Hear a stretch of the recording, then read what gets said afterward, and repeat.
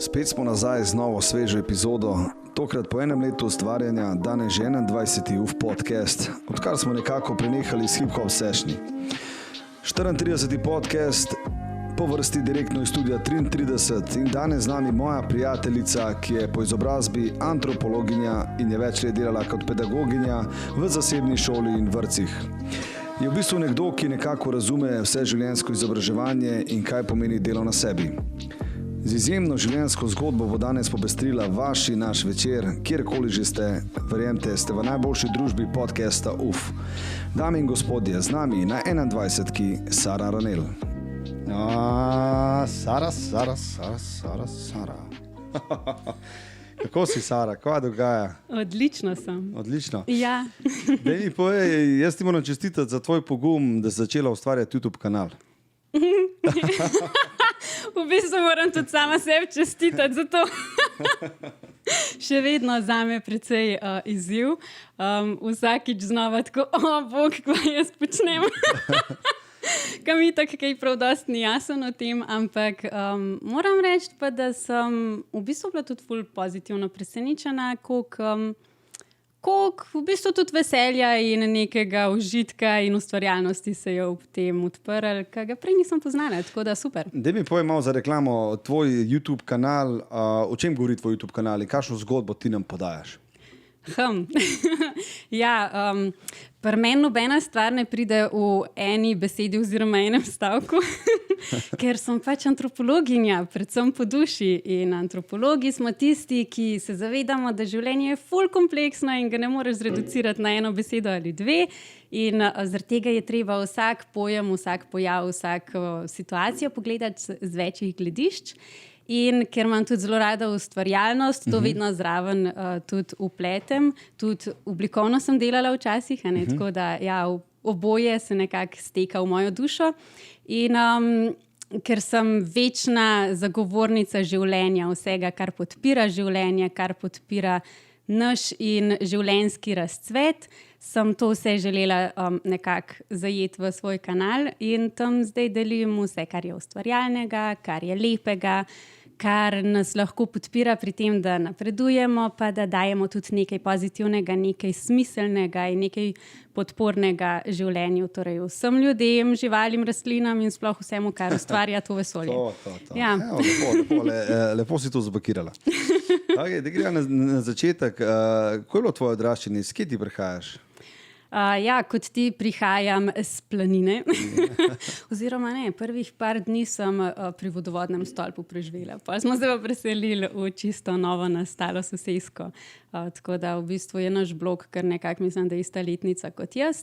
Tako da tam sem začela svojo pot in potem sem se ful selila naokrog, predvsem po Kranju, potem malo po Sloveniji, tudi v tujini. Tako da ja, pač veliko tega je oblikovalo moje življenje. Ja, pa ne vem, vprašaj me mogoče malo bolj natančno, kaj v mojem življenju te zanima. Tako, se pravi, odraščala si na planini, rekla si, da si se veliko selila. Ja. Zakaj si se v bistvu veliko selila? Kaj je bil ta povod? Najprej se je začelo, ko sta se moja starša ločila in takrat sva z mami, ki je bila še noseča, sva se preselili na drug konec planine in potem k babic in potem na spet vodovoden stolp in glavnem ja, sem in tja. Tako da s tem se je začel, potem sem se vrnila na planino, ampak sem že zelo kmalu šla v Anglijo, zaradi tega, ker sem se pač po srednji šoli odločila, da ne grem vsaj takoj študirati naprej. Sem želela nekaj drugega izkusiti, nekaj, kar ni bila šola, torej ta inštitucija šola, drugače je tako celo življenje šola. Ja, tako da potem sem pa študirala v Kopru, medtem sem šla tudi na izmenjavo v tujino, po faksu sem šla majčkeno v Indijo, pa sem v Slovenijo prišla, ja, tako da pač različni razlogi, začeli se je pa z ločitvijo in pa je šlo sam še naprej. Kako je pa recimo ločitev vplivala na te? Ker jaz poznam nekaj ljudi, ki jih je recimo ločitev dosti potrla takrat, v teh letih. Ja, torej ločitev, verjetno nobenemu ni prav lahko na začetku.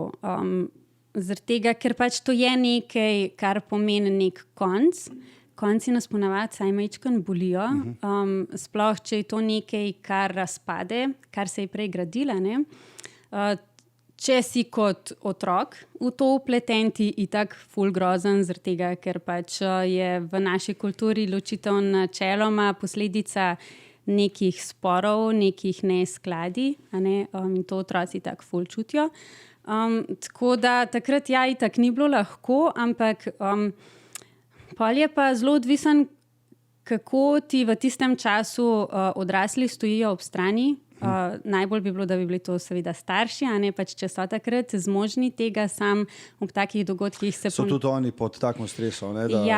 Ob takih trenutkih ponavadi nekako useka ven ego in takrat lahko včasih tudi vidiš, česa vse je človek zmožen, ko je ego ranjen. In to res ni fajn biti vpleten noter in pri nas je bila kar zelo težka ločitev. Ampak potem, ko greš pa skozi svoje življenje, je pa zelo dobro, da majčkeno sam osmisliš te stvari, da vidiš, kaj te je življenje dejansko učilo skozi to, kaj ti je dalo in kaj je sledilo zaradi tega, ne. In jaz absolutno sem ta prva, ki bom rekla, da če dva nista za skupaj, ne gresta narazen. In nekateri ostajajo skupaj zaradi otrok, jaz pravim pet narazen zaradi otrok. Zaradi tega, ker moraš biti kot odrasel toliko zrel, da vidiš, kaj preko svojih odnosov in preko svojega življenja daješ oziroma projiciraš naprej na otroka. Zaradi tega, ker če je to nek destruktiven, konflikten odnos, neko toksično okolje, bo otrok to sprejel kot nekaj, kar je normalnega. In bo verjetno to tudi ustvarjal podzavestno v svojem življenju, ker bo samo to poznal. In to ni glih najboljši paketek, da ga vzameš s sabo v življenje. Ne? Tako da, če gresta pa dva narazen in nekako sebe kot posameznika zgradita v neko kvalitetnejšo verzijo sebe, bosta pa pokazala, da so lahko težke situacije, ampak lahko jih presežeš. Vedno si zaslužiš nekaj boljšega, če nekaj ne funkcionira. In zame recimo je bila to ful velika lekcija, da sem videla, da recimo moja mami, ki se je odločila, da bo šla preč, da se je zavedala, da je vredna tega, da si lahko v življenju zgradi nekaj boljšega. Čeprav bo to neke ful težke odločitve potegnili za sabo, čeprav bo mogoče pot tudi dolga, pri nas je bila kar dolga pot, ampak da imaš neko vizijo, da življenje lahko ima neko kvaliteto, pa da lahko dobiš neko ljubezen, nek lep prostor na tem svetu. In to zame je bilo ful dragoceno in jaz definitivno pravim, da ta ločitev je bila ena izmed boljših stvari, ki se mi je zgodila v življenju, čeprav je bilo takrat res težko, ampak če tako ne bi tega bilo... Kot otrok drugače to dojemaš. Ampak odrasli se ful velikrat ne zavedajo, kakšno odgovornost nosiš kot odrasel človek. Pač otrok je otrok na svoji stopni razvoja. Vedno mora biti slišan, mora biti tudi vzet v zakup, ampak še vsem ti kot odrasel pa sprejemaš odločitve, ki jih otrok še ne more sprejeti. In ti moraš stati za svojimi odločitvami. Ti moraš biti tisti, ki ima zmožnost vpogleda, kam bo nekaj peljal na daljši rok. In pač... Kot odrasli, kot človek, ki odraste, ki gre skozi nek proces, moraš priti do neke točke zavestnega ustvarjanja življenja in sploh, če se odločiš, da boš imel otroke, moraš sprejeti določene odločitve in odgovornost za to, da jih sprejemaš. Da si jih sposoben sprejemati in da znaš, da zmoreš za njimi stati. In pač včasih stvari niso luštne. In otrokom je treba tudi včasih pokazati, ja, ni fajn, vem, da ni fajn in jim tudi dati vedeti, vem, da ti je težko, tukaj me imaš, če me rabiš, me imaš tukaj, vedno ti stojim ob strani, ampak določene stvari pa pač življenje zahteva. Definitivno. To je bil lep začetek zdaj, a ni? Definitivno se bo vrnila na to temo, kar mene tudi več o tej temi zanima. Ena stvar je pri tebi, ki je bila meni fascinantna, je to, da si spremenila ime. Priimk. Priimk? Ja. A ime ne? Ne. V bistvu ime je razlog za moj priimek. Okay. Dej malo razložiti, kako to poteka, da si človek kar spremeni priimek. Poteka sploh nič posebenega, samo pač izpolniš obrazec, neseš ga na upravno enoto. Moš kaj plačati za to? Mislim, da je bilo takrat okrog 40 evrov po moje, ampak pa moš pa pač še dokumente spremeniti. Zakaj si se odločila spremeniti svoj priimek? Jaz sem v bistvu že v osnovni šoli sem vedela, da si ga bom spremenila, zaradi tega, ker se nikdar nisem počutila povezanega z njim. Njegova energija, vibracija, zven mi ni bilo blizu. Pač ni bil moj, kakor je zvenel, kakor je imel neko energijo, ni bilo moje. In sem vedno vedela, da si bom to spremenila, ampak sem si pač dala to možnost, da stvar zori in da potem se odločam, kaj bo, takrat, ko bom vedela, kaj bo in zakaj bo tako. Zakaj Aranel potem? Torej, tisti, ki malo bolj poznajo Gospodarja prstanov, morda vejo, kar je tako mogoče dost lame. Res, to je v bistvu ena serija, ki res nisem gledal. Ne, čakaj, treba je knjigo brati. Dobro, jaz sem film. Pa naknadno lahko tudi gledaš film, ampak drugače pa knjiga je bolj žmoht, kakor pa film. Si lepo narejen pa vse, pa dobri igralci, ampak pa če vse ima ful večjo globino zgodba, če greš brati knjigo. Torej. Cela zgodba je bila taka, da ker nekaj drugače. Ampak takrat včasih, ko se je odpiral Gmail, smo pač izbirali, kako bomo imeli Gmail account. In jaz sem rekla, da pač ne bom imela Sara.moj priimek tedanji Jamakovič, ker pač mi niti ni bilo všeč in nisem to hotela imeti. No, in potem v tistem času sem bila članica Tolkienovega društva v Sloveniji, Gilgalad. No, in eni so taki hudi fani, da dejansko znajo vilinsko govoriti in pisati in vse pač v vilinščini. Jaz pač nisem toliko bila predana nikdar temu, pa se mi zdelo ful bolj koristno znati kakšen živ jezik. No, ampak pač takrat sem na forumu vprašala, ker meni je ime Sara. Sara v stari hebrejščini pomeni princesa. In sem pač vprašala, kako se princesa reče v Queni, torej v vilinskem jeziku. In so mi povedali, da Aranel. In potem sem takrat odprla Gmail Sara.Aranel. In takrat si nisem mislila, da bo to dejansko enkrat res ime ime. Tako da ful praktično, ampak in pol je bilo tako, da sem enkrat šla na Šmarjetno in sem pač jaz zmeri malo sama s sabo pogovarjam in pač ful premišljujem in vse. No, in takrat sem zaslišala, da tako, Aranel, to je pa tak zven, kak jaz hočem imeti v priimku, to je to. To je pač ta energija, ki jo želim imeti. To je prej tega ni smela, ne? Ker nisi začutila te energije. Tako je. In je bilo tako, tadam, in potem sem šla sam še na upravno enoto in zrihtala stvari in dali so mi kljukico, pač zaradi tega, ker nekaterih, recimo Tolkien ne bi mogla biti, zaradi tega, ker njegova družina je to dejansko pač registrirala kot samo, če si član njihove družine, imaš lahko ta priimek. No, Aranel si pa lahko. Kako so pa sprejeli to doma? Mami je itak že vedno vedela, da pač se bo to enkrat zgodilo in me je absolutno podpirala. Ti je bilo to bolj tuje, no? Čeprav sem mu rekla, lej, pač sem ženska, ne? Tako da v tej patriarhalni družbi... Itak nam vzela tvojega priimka. Mislim, pač, jaz sem nisem hotela poročiti pa vse te zadeve, pa tudi, če bi se poročila, verjetno ne bi sprejela kar enega priimka, pač, če mi to nič ne pomeni. V glavnem, in sam sem mu rekla, lej, a ni to normalno v tej, kot še enkrat poudarjeno, patriarhalni družbi, ki pričakuje, da bomo ženske sprejele moški priimka, ne?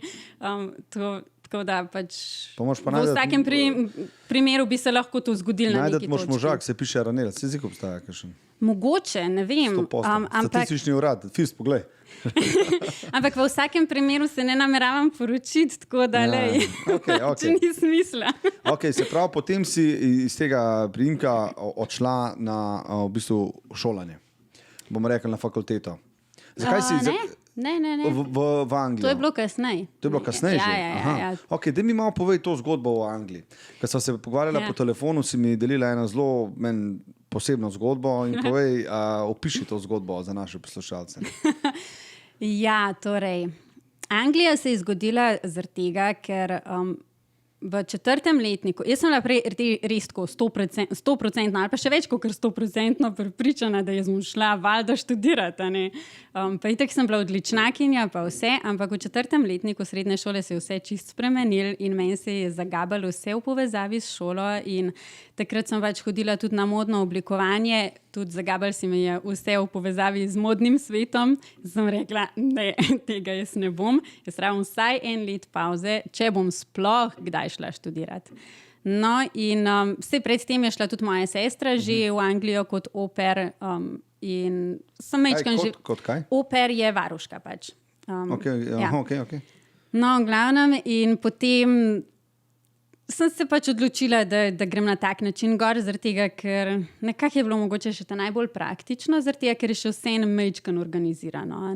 Pač ne greš glih čist na blef. In kako najdeš to družino? Kako? Ja, zdaj to itak vse preko spleta poteka. Takrat so bile še tudi tako fizične agencije, ampak jaz sem bila v bistvu najprej v navezi z eno, mislim, da slovensko, ne tuja agencija je bila, smo pač preko maila komunicirali in ti se na spletni strani registriraš in oni ti profile različnih družin, ki nekako se skladajo s tvojim opisom in pričakovanji ti pol pošljajo, pač cel šopek in potem jih ti lahko kontaktiraš ali pa oni tebe kontaktirajo, ker oni pa tudi lahko tebe dobijo. Kaj, si mogla sliko poslati, nekaj opisa? Ja, pa se prav po sliki tako vse to kakšne, ja? Ja, verjetno se tudi. Mislim, pa se v končni fazi se to ni nič tacga, veš. Ko včasih ti že slika pove precej o družini ali pa pač o človeku, s katerim lahko prideš v stik.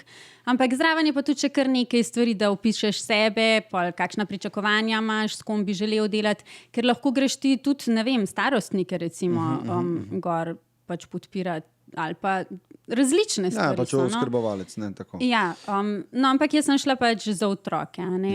Tako da potem sem preko tega dobila eno, pač single parent family je bila, bil je samo oče. In to je bilo tako, a veš, ko včasih so kakšne situacije, ka veš, da se bojo zgodile. Tako, tudi če se jim probaš, izogniti se bojo zgodile.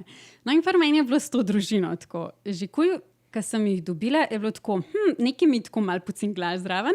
Pa sem pa profil prebrala od tega očeta in je bilo tako res malo čuden, je bilo napisan tist, a veš, kaj imaš tako, kaj pričakujejo, kaj boš delal. In on je tako cel spisek napisal in za vsak dan je posebej napisal iste stvari, kaj je res tisto, lahko daš ponedeljek in potem preostali teden isto delaš, ampak on je res kot cel spis naredil. Sem res tisto, to je malo čuden.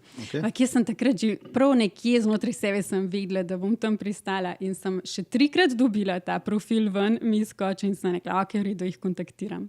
No in pa sva se pač pogovarjala takrat, mislim, da preko Skype ali kako že. Imaš malo tudi lahko pogovor in to. No in sem šla tja in to je bilo nek na jugu pač Anglije in tako zelo ruralno je bilo, tako da ker precej okrog ni bilo nobene hiše in nič ful je bilo lepo pa vse. No, ampak ja, pač ta človek se je res izkazal za precej čudenga. V glavnem, in to so bile res take stvari, da Bog pomaga. Ker sem jaz pol maile brala, ker sem jih domačim pošiljala. Je bilo res tisto, Bog. Kaj pa je bila kakšna taka zgodba? Recimo, daj nam kaj povej. To je bilo tako, to se je kar mal nalagal. Prvo kot prvo mi je bilo res čuden, da imaš ti dejansko, tako, tip je imel ful denarja. Bil je nek poslovnež, vse ful denarja. In pa je imel v svoji kuhinji nek tak vesoljski štedilnik, kaj on je imel takrat še eno zaposleno, ki je delala pri njemu na domu, ful simpatična punca. To je bil prav tako moj angel varuh takrat. No, in mi je povedala, da ti štedilnik, samo da ga imaš priklopljenega, stane več, kakor njena mesečna plača. Tako, Bog pomagi, ampak zaradi tega je bil ta štedilnik skozi izklopljen in uporabljala se je zgolj in samo mikrovalovka. Tako da tisto otrok, ki sem ga jaz pazila, po moje ever v življenju pri njemu ni jedel nobene neke sveže zadeve, ker sveže zelenave ni bilo sploh v nobeni obliki, nič, grozen. No, anyway. Pa to bi še lahko preživela. Ampak posebej pa take stvari, da recimo sem sesala celo hišo in sem s potoma hotela še svojo sobo posesati, kar bi po mojem manj kot 3 minute porabila, zato pa je rekel, ne, to boš pa delala v svojem prostem času. Ok, čuden. Pol sem mu rekla, ne vem, kako se uporablja tvoj pralni stroj, ampak otrok nima več nobene čiste uniforme za v vrtec. A mi lahko pokažeš? Pa že, to sem mu že večkrat rekla. Ne vem, kako se uporablja ta pralni stroj, a mi lahko samo pokažeš, kako se ga vklop. In mi ni pokazal in pa sem mu enkrat rekla, ok, resno ni več nobene uniforme, torej jutri ne vem, kaj bo tvoj otrok dal za v vrtec nase. In je rekel, to mene ne zanima, ampak jutri ima pripravljeno uniformo. Tako, naredi karkoli želiš, sam pač otrok mora imeti čisto uniformo. In se ga gledam, kaj s tabo narobe, a ne? No, glavno, in to se je pa nalagal, dokler mi enkrat ni cega kupa srajc vrgu na tla, kao, to ni dobro zlikano, zdaj pa to še enkrat pelikati. Meni se kar vrtiti začelo v glavi. Sem rekla, zdaj pa tako nekam pejte. In na srečo sem imela takrat kontakt ene punce, ki se je ravno preselila, sicer bolj proti severu Anglije. Sem jo klicala, pač jaz moram od tukaj le preč. In je rekla, ja, normalno pač prid. In takrat je bil glih petek, meni se zdi, in sva se za ponedeljek zmenili. No in potem sem bila jaz večer na internetu in tip pride do mene in mi tako reče, I'm sending you home. Pa jaz ko njega gledam, kva? Ja, jutri greš na avion, pošiljam te domov, pa jaz ko njega pogledam. Kada zdaj ti gazda, kao neki. Ja, on je itak mislil, da bo služabnico dobil. Ja, no, v glavnem, in jaz ko njega pogledam, pa mu rečem, ne, sem se pa že zmenila, grem v Birmingham. In tipo je čist sape zmanjkali. Tako kao, kdo si ti, da meni lahko rečeš ne? Tako prav, dejansko je brez teksta ostal za par sekund in me gleda, kakor, moj bog, v nekem usporednem svetu sem se znašel. Glavno sem rekla, ne, pač sem se že zmenila, jaz grem, ne. In on, ne, I'm sending you home. In jaz tako njemu, ja, ne, ker sem se že zmenila. Kaj, on je kar kupil letalsko karto? Ja. In pa mi tako še rekel, no bog, ta mi bila taka svetovna. Mi je rekel, you're not telling me, I'm telling you. In takrat sem se skoraj smejati začela, kaj veriži tako, Bog pomagi človeka, res misliš, da si, ne vem, kralj sveta ali kaj. No in pa naslednji dan, jaz sem pač potem takoj klicala to znanko in sem ji rekla, lahko jutri pridem, ker pač moram jeti. No, ja, normalno. In sem jaz pakirala in vse in naslednji dan sem hotela jeti ven, lepo normalno iz hiše in pač in jeti do najbližjega avtobusa in do Birminghama gor in me človek ni spustil ven iz hiše. Shit. Ja, in pa sva tam stala pred tistimi vrati in sva se malo kregala in pa sem že mislila, da me kar zašamaril. Zakaj ti ni spustil? Kaj? Še kakšne obveze ali kaj? Ni mogoče svoj ego? Kao? Ja, to. Predvsem to. Ženska zmagala, kao. Sej pol mi to hotel zapakirati, kao, da je on odgovoren zame in ne vem koga, ampak po moje, da je bilo predvsem to, da je bil njegov ego čist ranjen, da jaz zdaj kar tukaj grem nekam po svoje, a ne? V glavnem, in so se tam skor stepla in pol me ni spustil ven iz hiše in sem rekla, ok, v redu. Pač grem s tabo v avto in sem res mislila, bog, kam me zdaj ta človek zapeljal. Ampak je rekel, ok, da me pele do avtobusne postaje. Ja, takrat sva tako rekla, ker pač to je bilo nekje v bližini Brightona in bi bilo treba jeti pač do prve vasi in iz tam na avtobus do Brightona in iz Brightona do Birminghama. Glavno sem rekla, ok, v redu, grem z njim do prve avtobusne postaje in ves čas sem bila na telefonu s sestro pa z Atijem. A te je malo stiskal, da te v kakšno psihič ta malo odpela v šumco? Z razumom. Ja. Jaz sem si bolj predstavljala, da me v nek na avtocesti pustil. Z razumom sem si mislila, ja, da se lahko kaj tazga zgodi. Ja, meni so te Angliji niso tako taki, so... Ma kakšni so super, kakšni pa pač niso, ampak se tudi Slovenci so kakšni čudni. Meni so se pa oni skozi, ampak je ta umori na podeželju, a gledaš to kdaj? So tudi Angliji to. A veš to? Ja, sem gledala, tako ene 2 dela, ampak ja, mislim... Kaj si bojala scenarij, da te fentovali? A veš? Jaz zdaj pri nas pa kaj že zdaj tale nek detektiv ali kva, primeri dobro, vem, ker je, ampak vem. Pa jezero, pa take stvari, jezero, recimo, jezero je kul. Tako da tudi v Sloveniji se take čudne stvari dogajajo. Ok, in poj si v bistvu pobegnila od tega tipa? Ne, v bistvu, to, kar si me vprašal, to je bilo meni drugače takrat ena taka ful zanimiva stvar, ki mi dala ful za življenje. Jaz sem z umom takrat vedela, da bi se mi lahko marsikaj zgodilo, ampak znotraj sebe sem bila vejsko čist nakulirana. Meni je bilo prav jasno, da je vse ok in da bo vse ok. In prav tista, veš, kad ti tako, lej, v redu je, pač nič hudega se mi ne bo zgodilo. Tako da, ko sem bila na vezi z Zatjem pa z sestro, sta bila tako onedva čist preč. In pa je bilo tako ful zanimivo, ker ta je bila meni taka slaba res. Prav tisto, bog človek, daj grow up, a ne. Tako otroka je v zadnji dal v sedež v avto in jaz sem v spredaj sedela in tako več kot 1 uro sva ga čakala v avtu noter. Otrok star, koliko, 3 leta ali 2 leti pa pol nekaj tazga. In pol tip pride noter v avto in pržge radio in je bila J-Lo. Mi dva se pa prej pogovarjali, pa sem rekla, da J-Lo meni res ni všeč. In tako res tisti zinate je dal gor, pač tam J-Lo. Jaz sem zraven normalno začela pet, ker zmeri začnem pet zraven in po mojem sem totalno zamal zdaj. Pa jaz zdaj tukaj pojem, ker mi kao ni všeč to. V glavnem in pa jaz tam tako gledam tiste smerokaze in tako gre smerokaz za Brighton. Pa gre mimo, smerokaz za Brighton, pa gre mimo, pa je pa že zmanjkalo teh smerokazov in mene, ti tako, zdaj pa povej, kam te pele, ker drugače mi jaz mednarodno policijo aktiviral. In pa za njemu sam tako nedolžno, kam greva? Pač, ko moj ati rab vedeti, a ne? In on tako, I'm taking you to the airport. In jaz tako, ok, v redu, pa gremo pa na letališče, a ne? Glavno in tip me je odložil na letališču. Valjda mi nič ni plačal za tistih 10 dni, ker je rekel, da je denar v letalski karti. Čeprav je pol agenciji povedal, da mi ful plačal, pa da sem mu še ne vem, koga vse uničila, pa ne vem, koga se ni važen.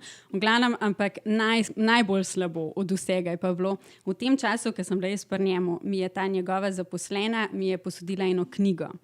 In jaz sem jo dala nazaj in sem ji noter samo napisala, pač hvala za vso pomoč in za zmeraj te bom pač imela kot prijateljico. In mi je dal tisto sporočilo, ki sem ga napisala in je rekel, da ona ni moja prijateljica, ampak je njegova zaposlena. Tako res, koliko slabo ti mora iti v življenju, da se spustiš na tako raven, ne? Ok, lej, si pa v tega marsikaj, pač nekdo si ne bi upal jeti, ker tako nekam, veš. Ja, v bistvu... Jaz, kadarkoli sem se pol znašla v nekih čudnih situacijah, sem si rekla, če sem to Anglijo dala skozi, bom pa še tole. Tako da v bistvu mi je bila to res taka življenjska šola. Ena iz zelo pomembnih stvari danes podcasta je to, da si mi rekla, kar bo naše poslušalce sigurno zanimalo. Sekta. What the fuck? Kaj je zdaj s to sekto? V bistvu ni tako zelo grozen, je bilo pa za nekatere ful grozen. Ok, se pravi, greva čist na začetek. Kako si ti prišla pa kako si izvedela za to sekto? Kako se je ta zgodba začela? Ja, ne, se takrat, ko sem jaz bila tam, ni bila še sekta. Mislim, to je bilo tako, ne. Meni je tako zanimivo, ker nekateri ljudje si mislijo, da je res nekaj tako nemogočega se znajdeti v sekti ali pa pač ta proces, kako sploh nastane nekaj tazga, ne.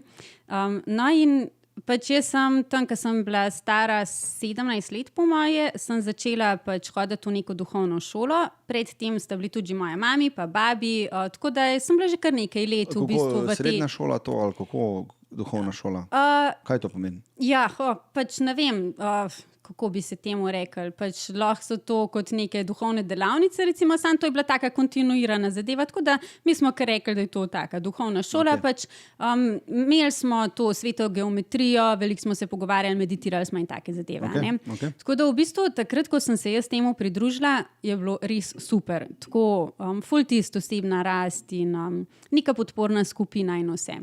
No, ampak pol so se pa s časoma, čez nekaj let, so se pa začele take malo čudne stvari stvari noter dogajate. Ne? In stvari, ki smo prej govorili, da so ok, so pol kar naenkrat postale neglih čisto ok, tisto, kar smo pa skozi govorili, da res ni v redu v življenju, pa v odnosih, pa vse to, so pa kar naenkrat se začele pojavljati v tej skupini. In to je tako na koncu. Jaz, hvala Bogu, očitno imam nek zvonček, ki mi zelo hitro začne cinglati pri takih zadevah in zelo hitro rečem, ne, to pa ni več ok. Tako da jaz sem takrat itak že nekako spontano sem takrat začela na faks hoditi v Kopru, nisem bila več toliko v Ljubljani, kjer je bila ta zadeva. Sem samo občasno hodila, ampak sem bila pa tako z bližnjimi še zelo v kontaktu, ki so bili pa še noter. Ne? In tudi, ko sem recimo enkrat poslala en mail, da pač stvari, ki se tukaj dogajajo, res niso več dobre, so me tako ful napadali, tako totalen linč, tako res itak so me kuj ven črtali in vse, kar sem bila na koncu pol še tako, hvala Bogu.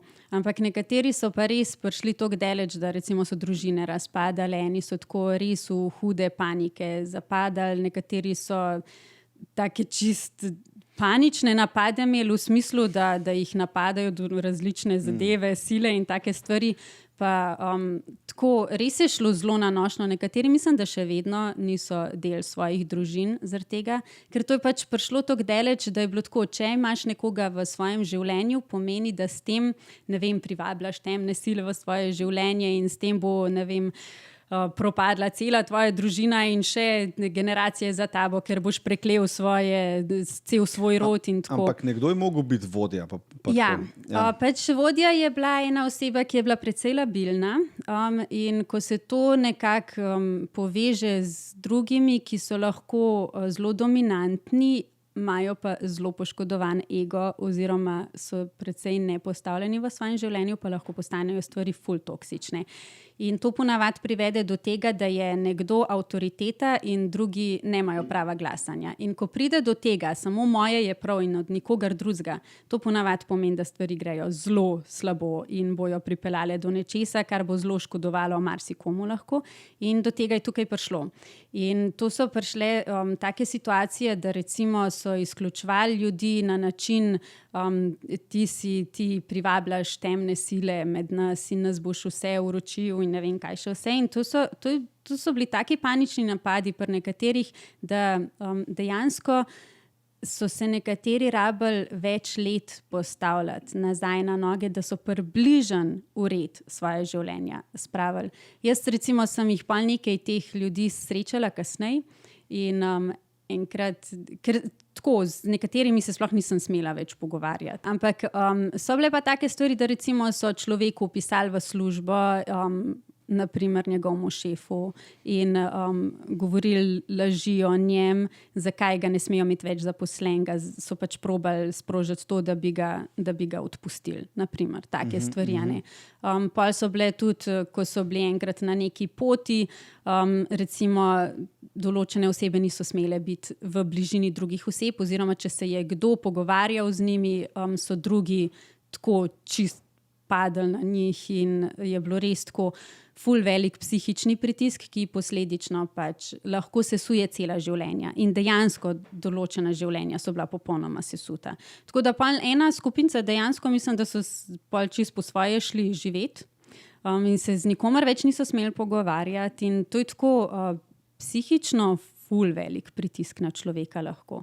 In z eno punco sem se pol pogovarjala in rekla, da šele ena zelo kritična situacija v njeni primarni družini jo je privedla do tega, da se je iz tega ven potegnila in da še vedno ni imela tiste samozavesti, ker to je bilo tako, da recimo si ti lahko zgolj in samo tisto počel v življenju, kar so ti določeni rekli, da je ok.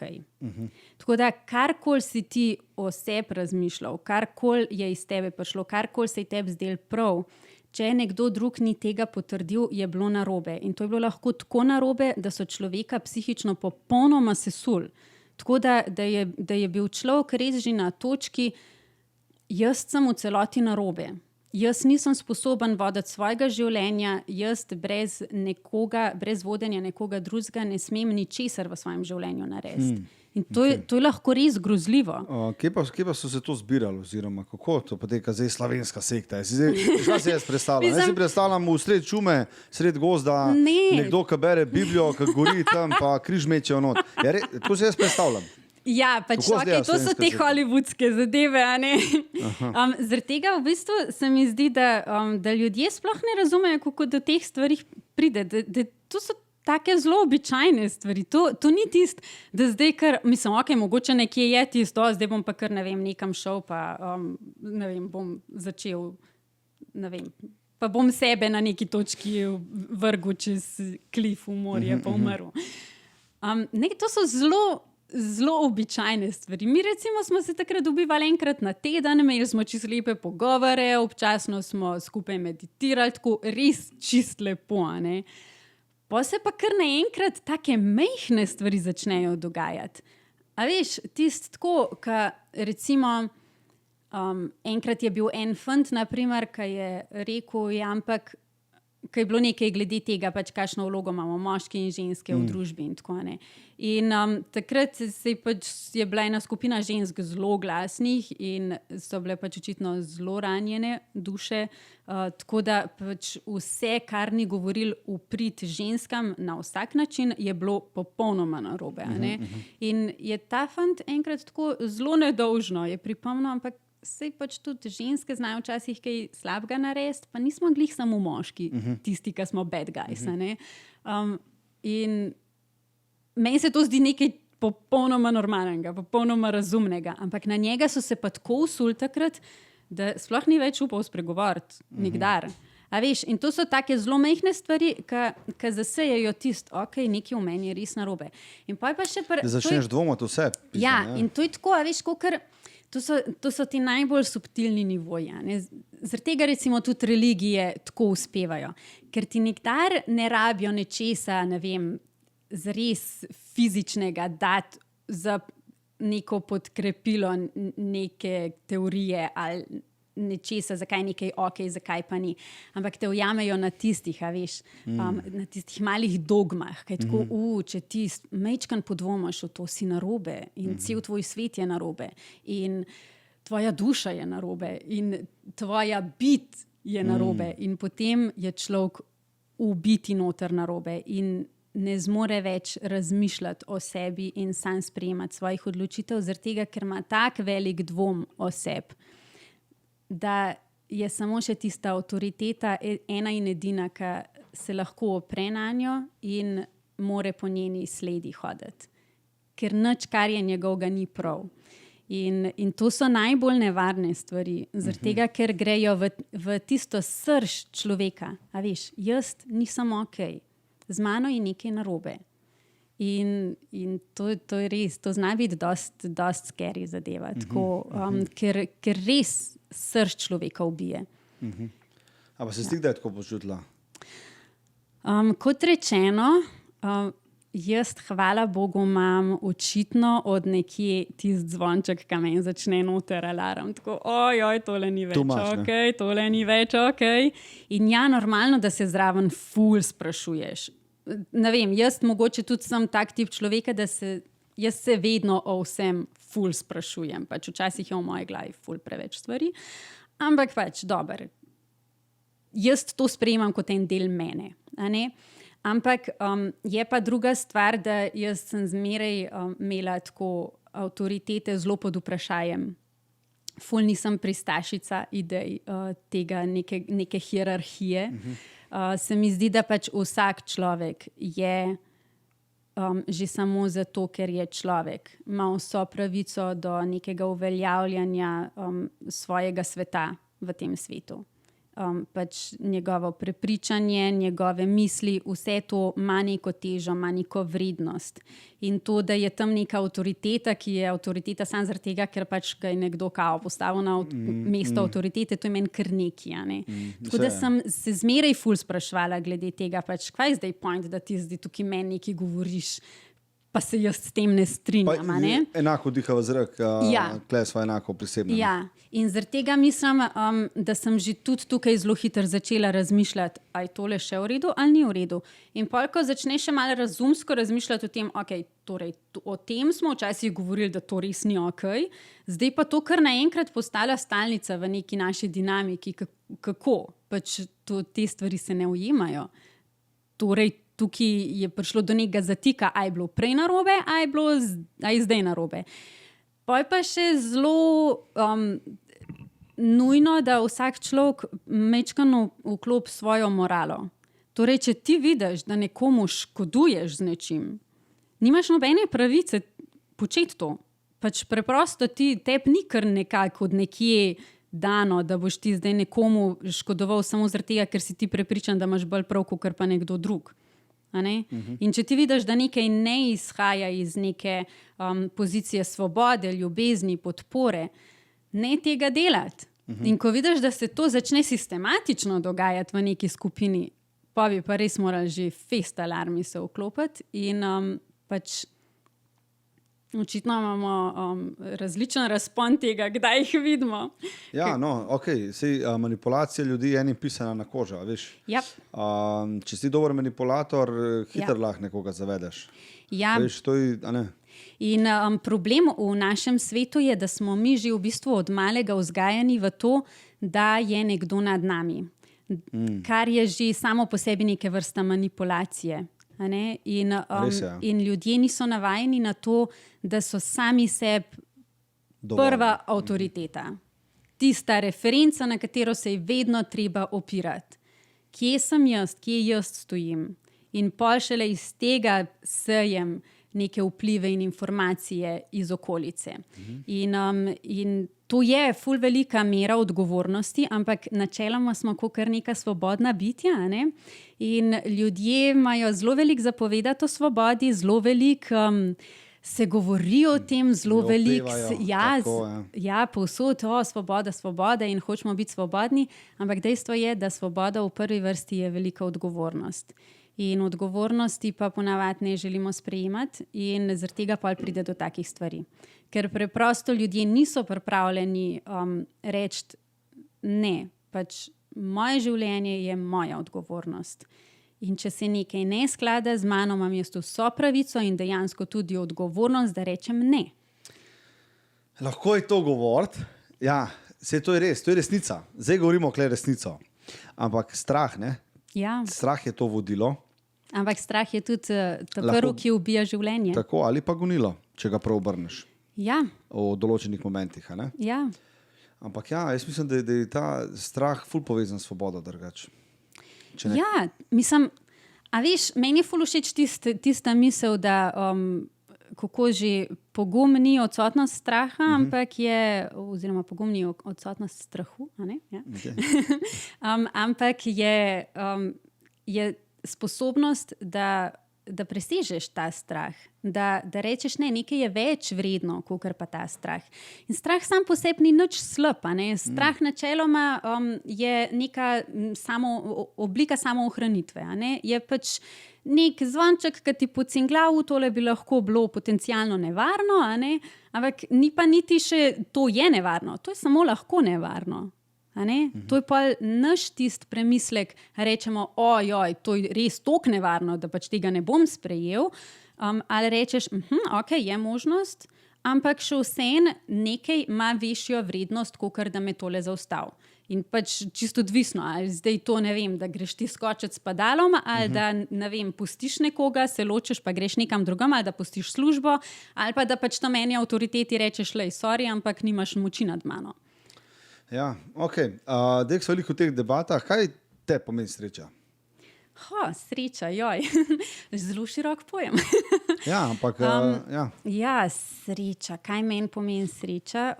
Zdaj, eni imajo pač itak tiste ideje, da pač sreča je zgolj nekaj, kar mineva in da se ne smemo glih nekaj ful na to upirati, ampak meni pač sreča ful pomeni, ne?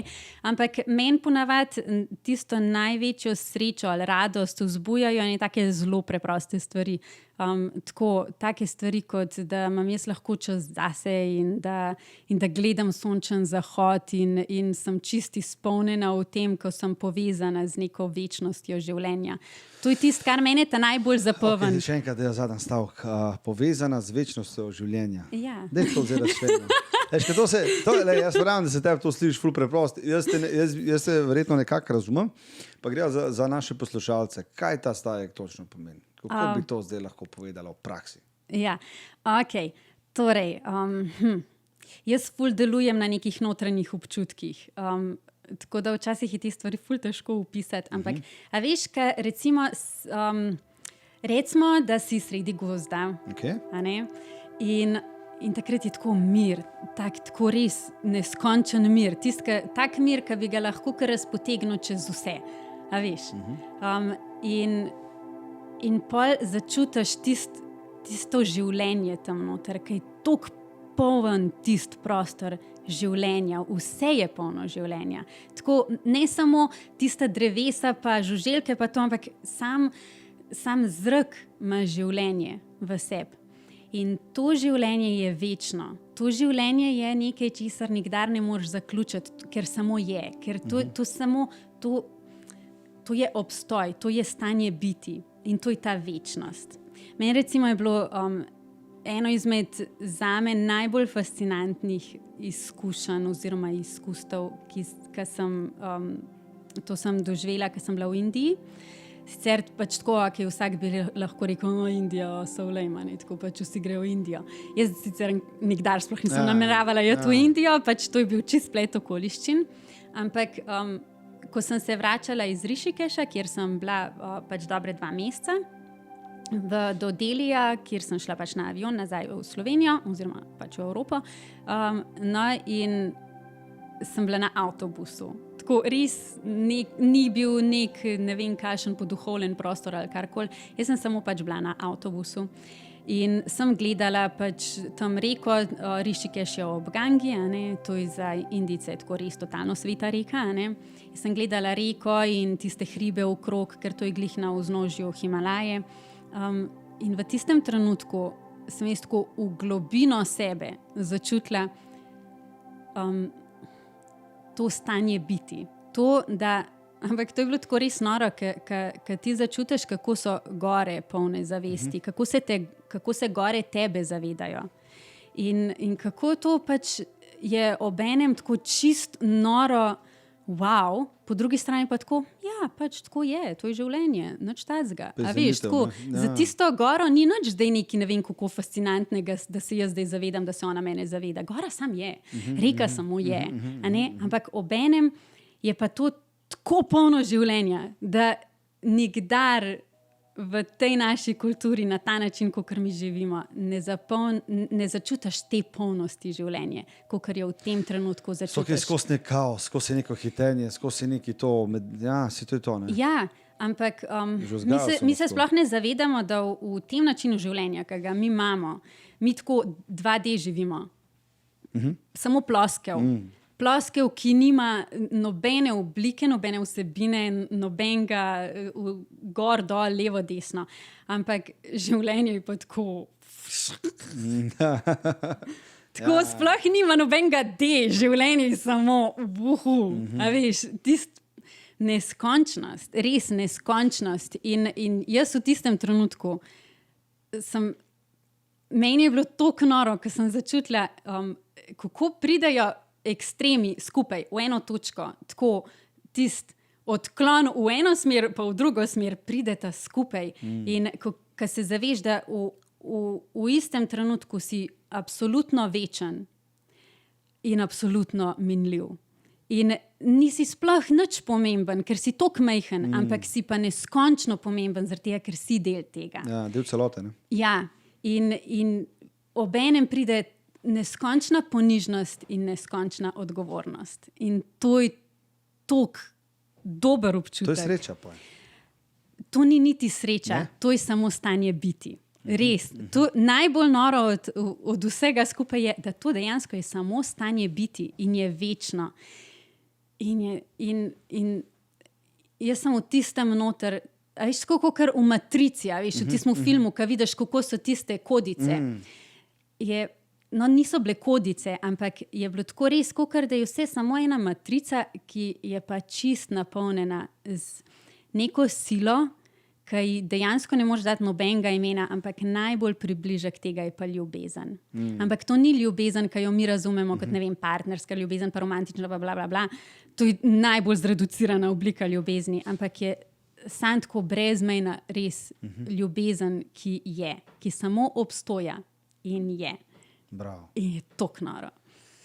Bravo, ok, in potem si bila v Indiji, si že kaj tazga tam provala, videla kaj? Indija je bila tako, jaz sem na faksu, recimo, sem za zaključno delo, recimo temu diploma, sem pisala temo, ko je bilo že naslov, v bistvu na temo duhovnih potovanj. No? In meni je bilo to ful dobro pisati, raziskovati vse, sem tako čist po svoje, sem zastavila svojo diplomo, imela sem ful dobro mentorico, ki mi je dala čist proste roke in jaz sem tako jogije prebirala in o tem pisala in tako ful dobro.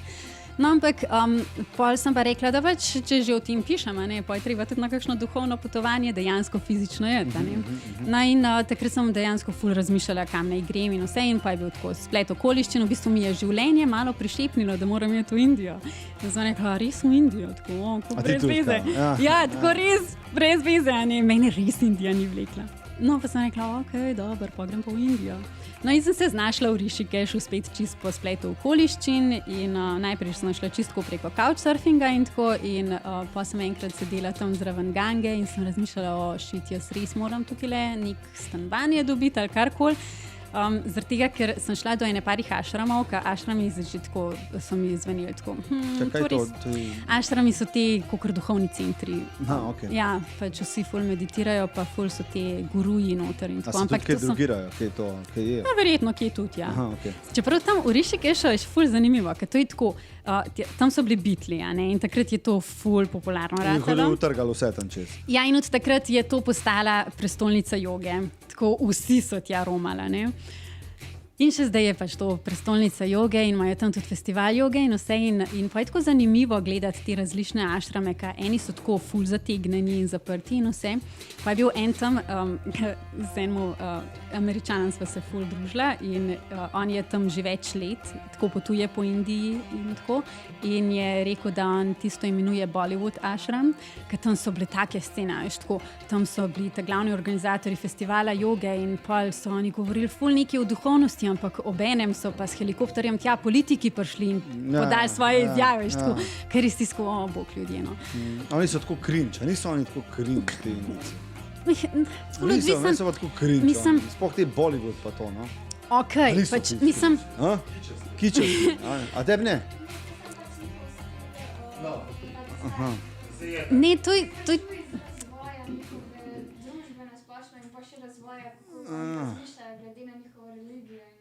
To je treba majčkan v kontekstu kulture vzeti. A veš, pač stvari nikdar niso enoznačne. In če majčkan razumeš njihovo kulturo, iz kje izvira njihove elemente in to, tudi Bollywood makes sense. Meni recimo je bilo ful zanimivo, kaj meni enkrat en Indijec je rekel, ko sem rekla, ok, Bollywood je res tako over the top, ampak je rekel, ampak mi pa to tako vidimo, da če ti igraš, pa je tako totalno makes no sense, da igraš na način, da bo čim manj izgledal, da igraš. Če igraš, moraš igrati in se mora videti, da igraš. Mora biti to nekaj drugega. Jaz to vse štekam. A veš? Meni je to vse jasen. Ja, ampak še kar so mi cringe. Mislim, meni marsikašna stvar mi je bila tam tako, Bog pomagaj, a res? Tako obvious, veš, zakva? Ja, ampak je pa, pa imaš pa kakšne Indijce, ki so tako res totalno nakulirani, in ti tako, ka ever v življenju ni bil nobeni duhovni zadevi in karkoli, ti pa tako strese, a veš ven, ene par takih modrosti, da tako stari, tako, A veš, tako da res pač čisto odvisen. Ja, pa meni je bila še ena taka ful dobra izkušnja. No, anyway, jaz sem pač tam šla od aštrama do aštrama in sem rekla, ne, jaz sem le kamor ne bom šla, zaradi tega, ker se tukaj nobenemu oči ne svetijo. In če se ljudem ne svetijo oči, da imajo življenje v sebi, pol ne morejo govoriti o duhovnosti, ker duhovnost ni tam kar ena neka ločena stvar od življenja. Duhovnost je življenje. A se ne svetijo oči? Ja, ti imaš življenje v ščepu.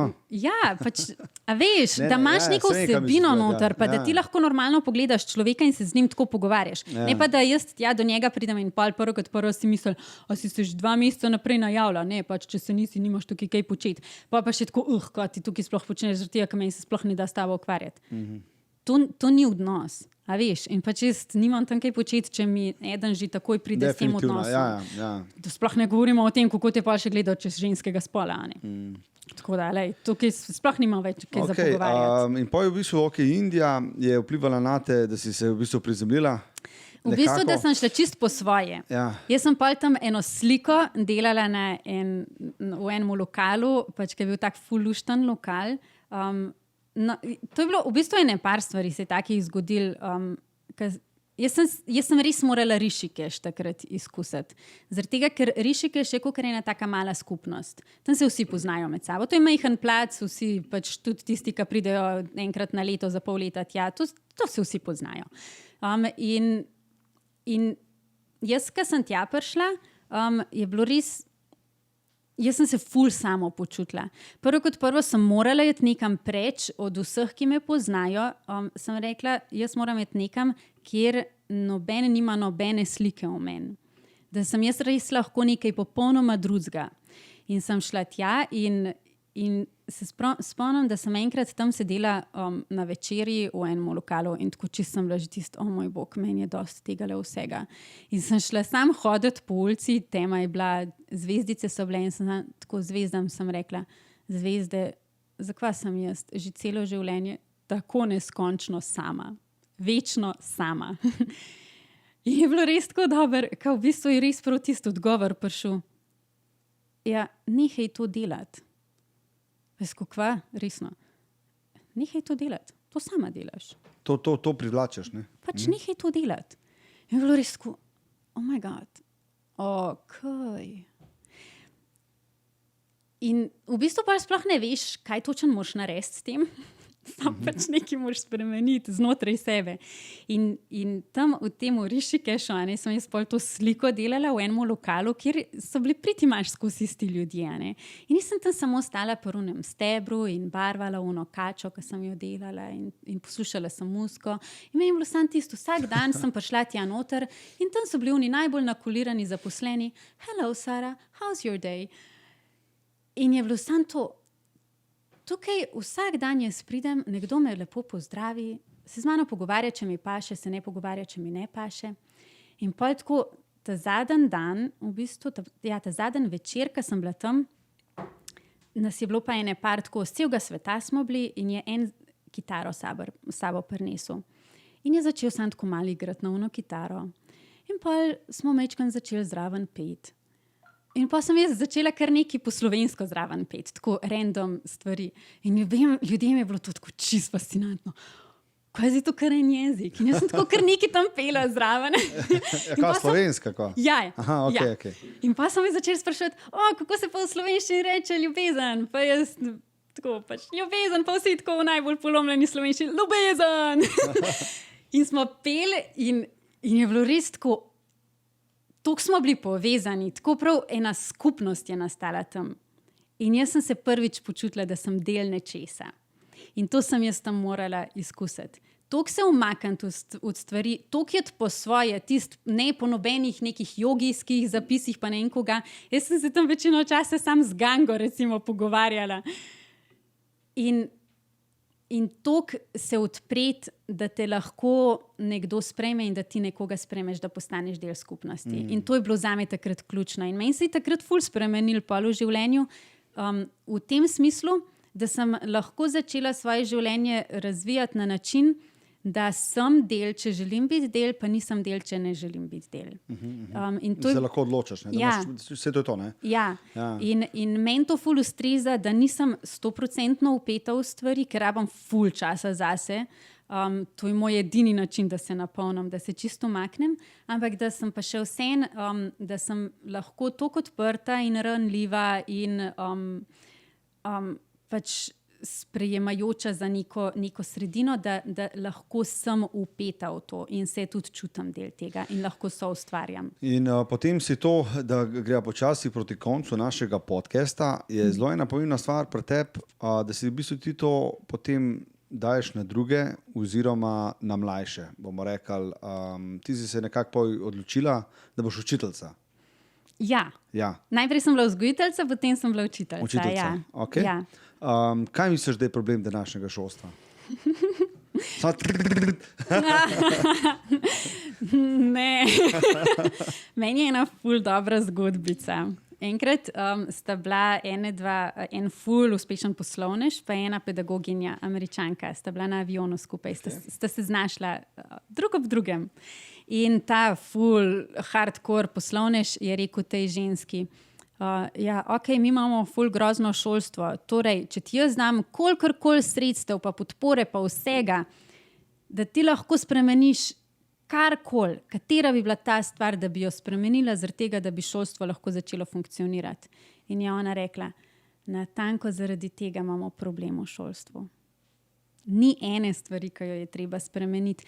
Mi kot celotna družba bi morali v prvi vrsti človeško bitje in življenje začeti dojemati popolnoma drugače, da bi se lahko karkoli spremenili. Zaradi tega, ker dejansko vsa ta situacija je nastala, zaradi tega, ker mi dojemamo stvari, kot jih dojemamo.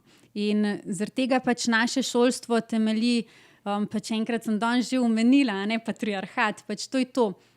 Prvo kot prvo hierarhija, kot drugo usiljene stvari. Torej ne, da ti izhajaš iz človeka in ga probaš podpreti na tem, da bi on v polnosti zacvetel tak, kakršen je kot posameznik, ampak da ga boš ti v kalupu v nekaj, kar bo sprejemljivega. Torej, človek sam po sebi ni okej in ni dovolj, ampak more postati nekaj, da bo kao sprejet. To je v biti čist definitivno. More biti stvar. uspešen, mora imeti pozornost. V kalupe se dajemo. No? In tukaj spet pridemo do tistega, kako nastanejo sekte. Ja, točno tako. Ti otroka že celo življenje vzgajaš, da mora biti primeren, mora biti priden, mora biti poslušen, mora slediti neki avtoriteti. Kaj mi delamo v šoli? Najprej prvo kot prvo ti drugi rečejo, ne vem, kje moraš sedeti, kako se moraš obnašati. Potem ti povejo, kaj se moraš naučiti, potem ti povejo, kako se moraš naučiti, potem ti povejo, kako boš to povedal nazaj, da boš dokazal, da si se naučil. No, se neke stvari špilajo, no, bomo rekli tako. Nekateri se trudijo, bomo rekli. Ampak sistem ni zastavljen na način, da bi spodbujal posameznika pri samostojnem razmisleku, pri kritičnem razmisleku, pri ustvarjanju sebe in neke družbe, neke skupnosti. V tem je problem. In znotraj tega ni nobene fleksibilnosti, ni nobene prilagodljivosti, ampak življenje je vse to. Življenje ni kalup. Življenje je milijon neskončno enih stvari, ki se lahko zgodijo, ki so lahko potencial ali pa te pač od nekje butnejo, ker enkrat, ko se sprehajaš tam ob gangi, pa ne veš, kje boš dobil stanovanje, pa pride mimo eden, pa ti reče, jaz imam stanovanje, prideš v stanovanje. Ampak mogoče so te stvari rezervirane za posameznike oziroma za nekoga, ki to dojame. A veš, sej mogoče, če bi mi šolstvo spremenili do neke mere ful, mogoče ne bi razmišljal tako, kot ti se razmišljaš. Mogoče si ti mogla dati to čez, pa mi vsi damo to čez, da lahko postanemo nekaj več. Ja. A zastopaš, kaj hoče povedati? Ja, naša družba absolutno je na poti zorenja. Sigurno. In trenutno smo na eni stopni, ko moramo iti skozi take stvari, da so posamezniki, ki prebijajo ta kalup, v katerem smo vsi načeloma. Se tudi jaz pa ti, ki se o tem pogovarjava, midva tudi še do neke mere sva v tem kalupu noter. Definitivno. Ampak jaz pa razmišljam na način, kakšen pa bi bil ta svet, če bi vsi razmišljali po liniji svobode, ljubezni, podpore in da bi na ta način otroke vzgajali. Da ko en otrok, ko se rodi, da prvo kot prvo se rodi v lepem okolju, v podpornem okolju, da se že njegova mama lahko pripravlja na porod na način, kakor se ona želi pripravljati. da lahko rodi na način, kakor ona želi roditi.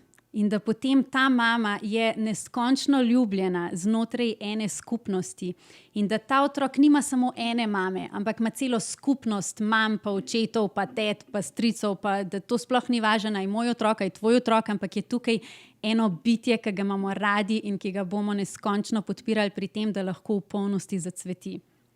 In da ga ti na ta način spremljaš, v prvi vrsti v ljubezni in da mu ti daješ svobodo in podporo, da lahko on postane, da on lahko sebe uresniči. In tak posameznik, ki je samo uresničen, bo absolutno vedno deloval v liniji tega, da bo tudi druge podpiral. In to je potem družba, ki ima izpolnjene posameznike in je lahko harmonična družba. Narediš sekto o ljubezni, to je to. Ne, to ni sekta. Vem. Sekte ne delujejo v duhu svobode in ljubezni, ampak delujejo v duhu avtoritete in poslušnosti. Napačno sem se izrazil, definitivno se strinjam s tabo. Se strinjam s tabo, da bi mogli biti dosti bolj ljubeznivi in dosti bolj svobodni. Ja, ampak a veš, ljubezniv ima ton tizga, luškan si, pa ti bom jaz vse dovolil zaradi tega, ker si luškan. Ampak to ni ljubezen. Ljubezen je lahko tudi zelo odločna in postavlja lahko tudi meje, ker recimo, ko imaš ti nekega otroka, ja, valjda mu ne boš vsega dovolil, zaradi tega, ker to ni v njegovo najvišje dobro. Lej, če bo otrok hotel steči pred avto, normalno, da mu boš rekel ne, ga boš prijel in ga boš umaknil v avtomobilu. Ne boš rekel, pejt teč, zaradi tega, ker ti je glih to zdajle luštan. Ne, pač mu boš ene meje postavil zaradi tega, ker je to v dobro njegove rasti. In tako je pa tudi pri izobraževanju, pri vzgoji. To je pa tista odgovornost, ki jo moraš kot odrasel. Ful ni ta prave poti, ne? Vse poti so ta prave, veš? Ja. Ful ni ta prave poti. Ful težko bi si rekel, kaj je prav, kaj ni, ne? Ne moreš, ravno to je stvar, ne? Mi hočemo imeti recepte. Knjigo pravil za uporabo.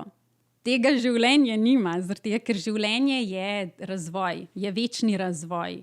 To je glavna sila življenja, da se hoče večno razvijati in iskati še nekaj novega, kam se še lahko razvije, kaj lahko še odkrije. A ne? In to moramo mi zaobjeti. Mi smo življenje, mi nismo samo en brezvezen delček življenja, ki se pač mogoče lahko malo zgodi ali pa pač ne, ali pa karkoli že. Mi smo življenje, mi smo izraz tega življenja in bistvo nas je v tem, da uresničujemo življenje, da oživimo življenje. Kakšen zaključek, kakšna misel. Upam, da ste poslušali to z odprtimi ušesi in očmi. Zelo lepo, zelo lepa misel, zelo lepa zgodba. Kaj rečem, Sara, hvala, ker si prišla. Ja, hvala za vabilo, za prostor. Vem, da je to zelo hiter minil, ampak imamo nek timing in jaz mislim, da si dobrodošla nazaj, zato ker vem, da ško si ti. Ti si zdaj povedala, po moje, tkene 3% stvari. A je res? Ja, sej, ko smo se pogovarjali, o čem bova govorila, ne? Sem ti koliko 4 strani istočnic dala in zraven opozorilo, da me je treba večkrat zamejiti. Jaz mislim, da nam je danes to ratal. Še zadnjo misel za poslušalce v podcasta.